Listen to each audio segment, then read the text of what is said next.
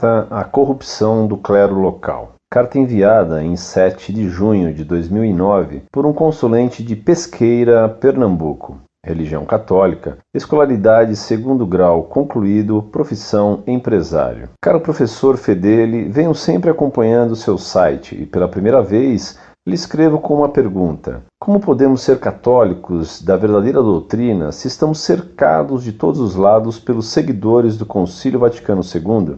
E que será das próximas gerações? Como haverá alguém com a verdadeira doutrina se a própria Igreja luta contra nós? Meu desabafo. Moro em Pesqueira, uma pequena cidade do agreste pernambucano, e nossas missas são carismáticas, cheias de danças, coreografias, músicas de todos os ritmos que tiram todo o clima da celebração do Calvário de Cristo. Ainda mais que há muitas vezes cânticos de parabéns para os aniversariantes, com direito a muitas palmas. Às vezes noto que Cristo está em segundo plano na missa, e que a preocupação é com as músicas e o acústico do som, ou até a alegria da plateia. E sempre que vem um padre novo, parece que vem pior que o anterior, ainda mais liberal e espalhafatoso. Aqui temos um seminário e é repleto de gays que facilmente você os identifica pelo jeito de falar e de se movimentar. E que esperar de uma geração de futuros padres gays? 2 conhecidos meus foram para seminários diferentes, são homens muito honrados e piedosos, seriam padres maravilhosos e ambos desistiram desestimulados pela quantidade de gays que viram em seus seminários. Ora, quem com porcos se mistura, farelo come. Eu tenho 30 anos e desde jovem sempre fui o único católico praticante entre os meus amigos. Meu apelido quando criança era padre, somente porque eu me confessava, ia à missa todo domingo e fechava os olhos quando via alguma cena imprópria, impura na TV. Ao meu redor sempre convivi com pessoas católicas, porém não praticantes. Elas se dizem católicas, mas não acham necessário comungar, assistir à missa, casar na igreja e ainda sempre discordam do Papa, como se o Papa fosse uma pessoa simples que dá opiniões sobre preservativos e sexo e pode ser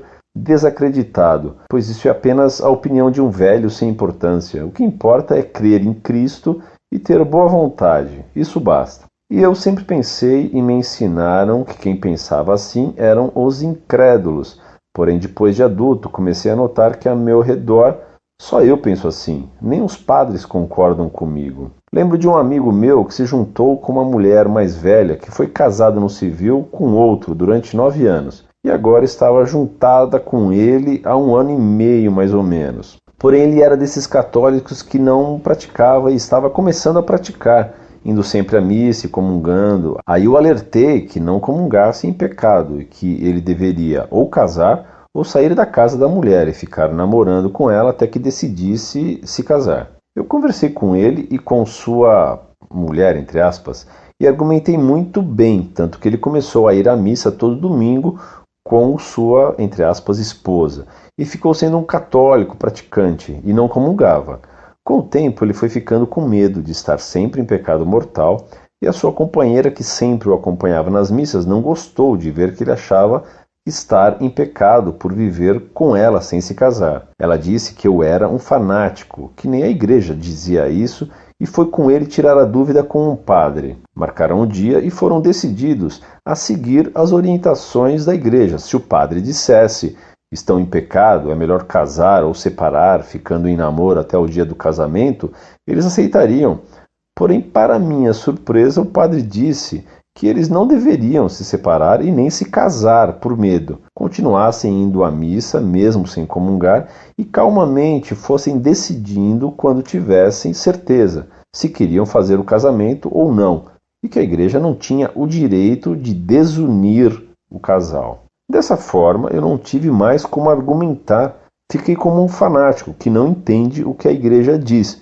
E meu amigo, baseado nisso, continuou amancebado por mais 3 anos e nos últimos meses estava traindo muito essa mulher e acabou morrendo num acidente de moto sem nunca mais se confessar, nem casar, nem comungar e nem à missa estava indo mais. Responda-me, como fica a gente que quer ser católico verdadeiro se os próprios padres liberam tudo, até mesmo de se abster da comunhão? A Eucaristia é tão sem importância assim? Basta ir à missa mesmo em pecado grave e nunca comungar e tá tudo certo? Se eu for pegar o conselho desse padre, eu devo me juntar com minha namorada, viver como casado, ir à missa sem comungar nesse período e depois, se eu gostar, eu caso e começo a comungar. Isso é lícito para a igreja? E quem morre assim num pecado grave, com conhecimento do pecado que sabia muito bem e de plena vontade, pois não foi forçado. Porém, foi de certa forma incentivado pelo padre, que no mínimo,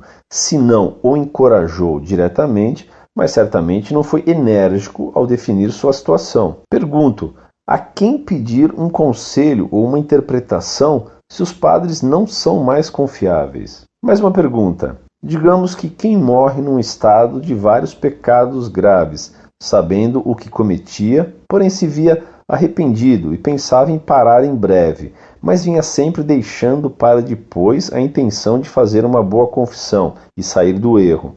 Mas antes disso, acontecer de morrer. Digamos que na hora da morte não tem confessor, mas a pessoa pede perdão sozinho. Esse pedido apaga todos os erros feitos na vida e ele, mesmo morrendo em pecados graves, com todos os agravantes, se livra do inferno? Professor, analise algumas pérolas que o padre Fábio Fashion de Mello anda dizendo na mídia. Abre aspas. Se nós somos cristãos, não importa que você seja evangélico, que eu seja católico. Não importa. O que importa é que a gente descubra o essencial que Jesus nos ensina. Outra frase. Eu acho, minha gente, que a religião mais importante do mundo é a que Jesus ensinou. É o amor. Outra ainda. Eu não vou ficar dizendo a sua religião está errada, a minha está certa. Não. É igual a gente querer evangelizar os índios, que às vezes têm uma vida muito mais saudável do que nós, uma vida muito mais divina do que nós. Ah, aquela pessoa se converteu ao protestantismo, que pena. Peraí. Se aquilo que ela está acreditando faz bem ao coração dela, se Deus está ali presente, se Jesus está agindo mais no coração dela, através da voz do pastor do que na minha, vamos dar graças a Deus que ela encontrou um pastor que falasse ao coração dela. Professor, no programa do Jô, o padre defendeu que foi importante ter tido relação amorosa antes do sacerdócio, para ele ter experiência sobre o que fala, e não só teoria. Que tipo de exemplo ele dá aos futuros padres? Pequem antes do sacerdócio? Conversão importa em adesão à verdadeira doutrina, ou qualquer religião, ou até falta de religião,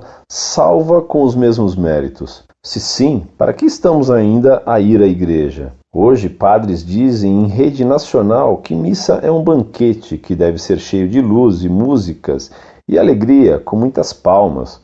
Porém, quando estou feliz, não costumo nem bater palmas, nem balançar os braços. E na missa preciso me comportar assim para demonstrar uma falsa alegria? Me desculpe a comparação, mas acho essas coreografias são coisas de gente efeminada.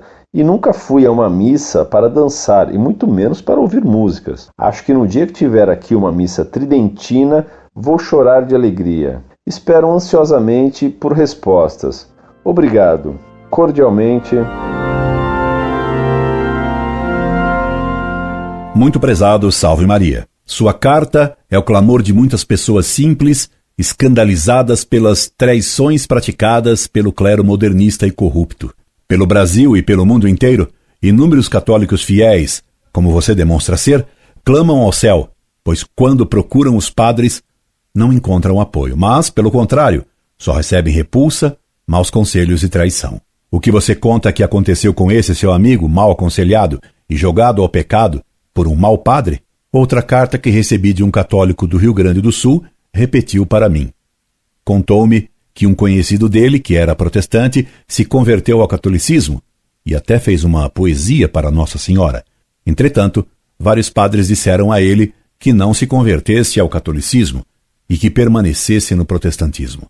Quando as sentinelas trabalham para o inimigo, o que esperar? Que castigo não virá sobre esses sacerdotes traidores da fé e que agem como demônios, aconselhando mal as pessoas?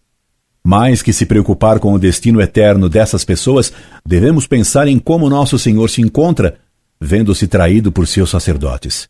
É por isso que esses maus padres Como esse tal escandaloso Fábio de Mello, um herege completo, estão violentamente contra o Santo Padre Bento XVI, que deseja mudar o atual clero e reverter a situação criada pelo Vaticano II, pois foi o Concílio Vaticano II que deformou esse novo clero sem fé e traidor de Deus. Rezemos para que Deus proteja o Papa Bento XVI e que nos mande santos sacerdotes. Que castigo não mandará nosso Senhor se não houver conversão do clero? Incorde Jesus Semper, Orlando Fedeli.